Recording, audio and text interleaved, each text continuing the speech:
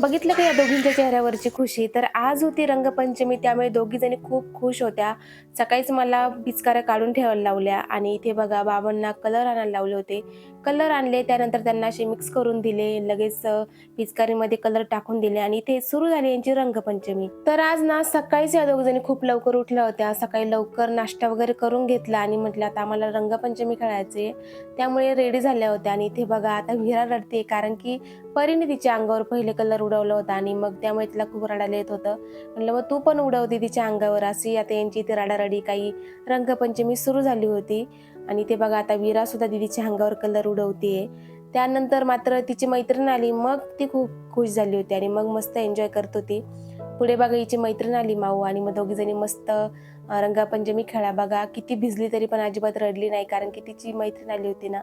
आणि ते बघा आमच्या गल्लीतले मुले सगळेजण सकाळी मस्त रंगपंचमी खेळत होते. त्यांचा मी ते छान व्हिडिओ घेतला.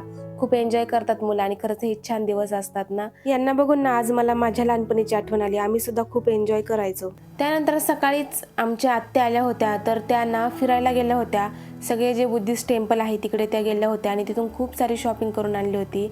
माझ्यासाठी, मुलींसाठी, पप्पांसाठी, यांच्यासाठी, सगळ्यांसाठी. तर बघा त्या सगळ्या वस्तू देत आहे.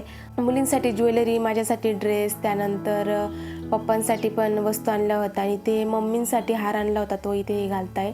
त्यानंतर या दोघींना आंघोळ घातली, पण परीचा काही कलर निघत नव्हता. आत्याने ना बुद्धगया बोधी वृक्षाची एक छोटीशी फांदी आणली होती.